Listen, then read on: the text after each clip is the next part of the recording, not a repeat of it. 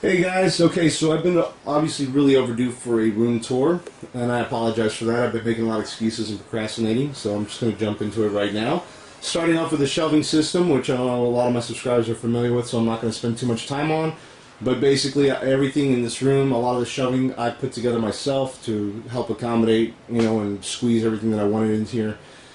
This shelf in particular houses 24 systems. And I'm trying to build a shelf to hide a lot of the wiring because they are all currently connected and they have power accessible to them to hook up or display on this 46-inch Sony Bravia television. And it's going through four automatic switching selectors. Two are running component, one is running S-Video, the other one is running composite. This is pretty much just displaying a lot of the systems that I remember and some that I don't, but I think pretty popular systems that I like to have easily accessible. Up here on top of the cabinet, I got my PS3. Over here I would have the 360, but I leave it in the living room because my son plays that one quite a bit, so I leave it from there time to time. I built this little cradle here, which I think some people already made fun of me for, but I did that because eventually over time a lot of controllers and stuff find their way to sit on top of the cabinet. They start to pile up and look kind of messy, because most of my stuff I actually keep a lot of controllers in that small closet over there.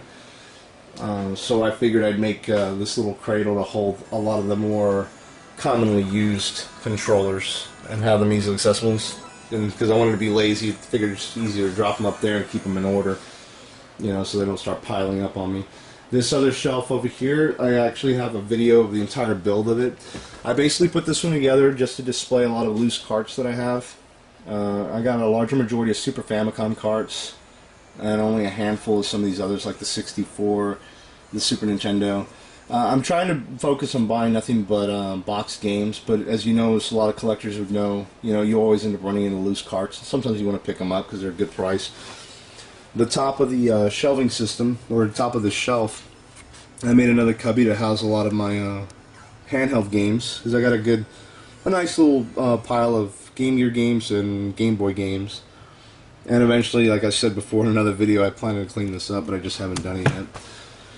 Let's see, I got a Dreamcast I painted there not too long ago, I don't know what to do with. And I got this other shelf over here that I put together recently. I call it the 8-bit shelf, mainly to house a lot of my Nintendo games, or my NES games, and also my Master System games that I recently started picking up and getting into a lot more. As you'll see, there's a lot of other things on here that probably shouldn't be there, but I had nowhere to put them until I built another shelf. This shelf over here, I had to put together because I had other things to display, like my Hori sticks, which I don't really use. I'm a big fan of artwork, and then especially video game artwork. I was a big fan of these games like the Mashimi Sama and Death Smiles, so I picked up the Hori sticks, which I thought came out really nice. And then Assassin's Creed, which I wish I would have got the Harlequin instead of the Doctor. Now, if you've seen my other prior videos, you know that I'm a really big fan of the PlayStation 2. It is by far one of my favorite systems. I'm the biggest fan of the 16-bit era. That is my era, and that's what I like to collect for. I like to collect more for the Super Nintendo and TurboGrafx 16 and the Mega Drive. But the PlayStation 2, I just feel, deserves a lot of respect for the fact that it's an amazing system, and its sales kind of prove that, and its library proves it, because it has probably one of the largest libraries ever of games. So yeah, if you've seen other videos, you've noticed I'm a big fan of the PlayStation 2. So starting off with the games, you'll notice that you'll kind of get a gist that I don't have the largest collection of games. I'm actually like only starting to collect games. I get them randomly here and there, but most of my focus has been on systems, which has actually slowed down my progress of collecting a lot of games, as you're going to see. I figured I took the systems out of the equation because they're the harder ones to, which you're going to be spending a lot more money on in the beginning. And that was the goal, but at the moment I'm running at about 54 systems, or 54 consoles. And my biggest issue right now is that I started discovering that there's a lot of, like I said, there's a lot of limited edition consoles that I've gotten really obsessed with trying to pick up. so I don't always focus on games. Sometimes I pick up nice lots if I can get a good deal on them, or the mood strikes me. But otherwise, I figured the idea would be that I'd try to just pick up games here and there whenever I didn't have anything to play. I shouldn't have current console games up here, but I had nowhere to put those. As you can see, I'm really dying for some GameCube games and Nintendo 64 games, which is a great system. I'm working on trying to get a nice box collection of TurboGrafx 16 games, because that is probably one of my most iconic systems. I really love that system. I'm not the biggest fan of the Atari Jaguar, but I am very proud of my collection. It's small, but it's really well taken care of. I got it from another collector, and he meticulously took care of it, so I was fortunate to be the second guy to pick it up. Some Super Famicom games and 7800 games, which actually you may have noticed over here that my Atari 7800 is not there. Actually, I'm not having it worked on right now. So I recently added this middle portion of the shelf, or in between the game shelves, to display some popular handhelds.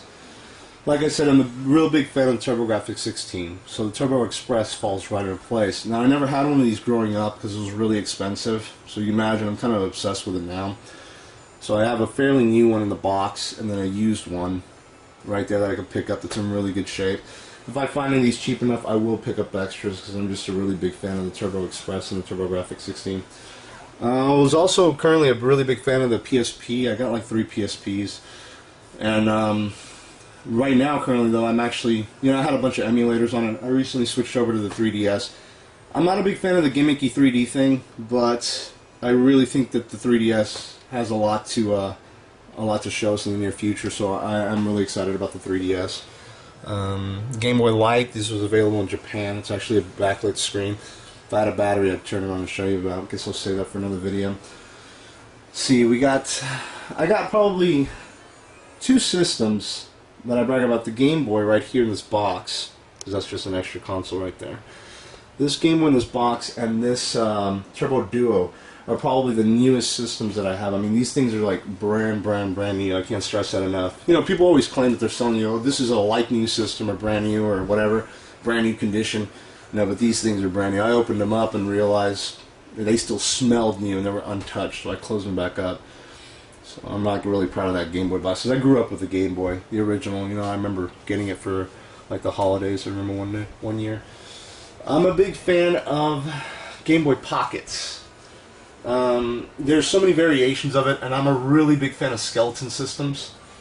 I have to make a conscious effort to stay away from Game Boys, because they're cheap, and they're fun to collect, and I'll end up just dropping money on them randomly, so I really got to stay away from them.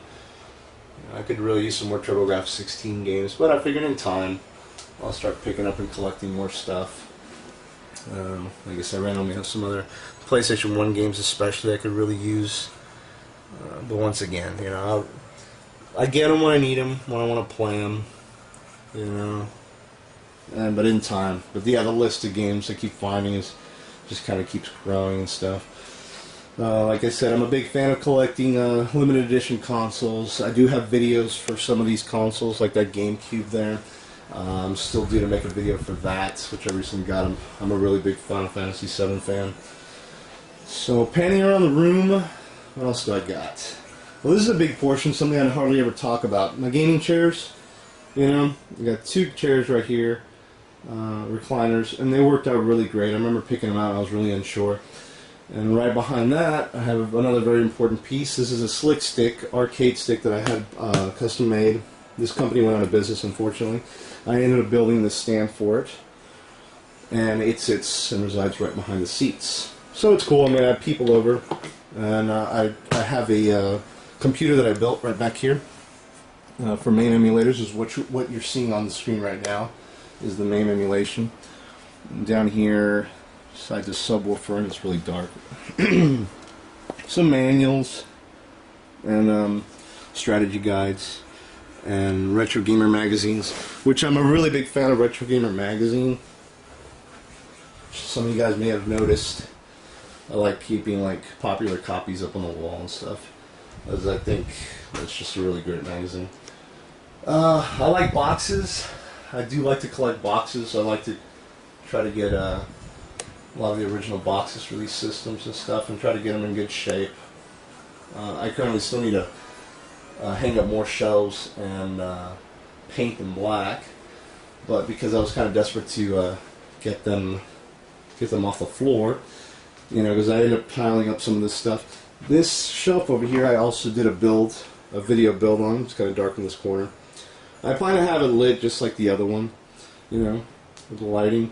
I just haven't gotten around to it yet. I ended up putting this one together so I could display other systems that I wanted to have accessible. I'm supposed to buy like a couple 13-inch televisions, and I've kind of been looking for the right ones.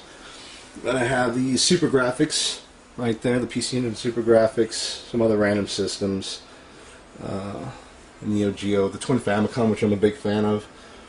And I should probably hook up that CDI in here, you know, because I actually never really played the CDI, although I got a really good deal on it, so I ended up picking up those a while back. If I had, well, I guess I hadn't said it yet. I started collecting probably now over three years ago. It's been a while now. I've been working on collecting it, and I never kept anything from when I was younger, so it's like I'm starting over all over again. Some of these have stuff in them, like the Nintendo, the SNES, the Neo Geo, and the PC Engine, and then some of the other boxes are empty, and dusty. This is all the Neo Geo games I have. I really don't have that many.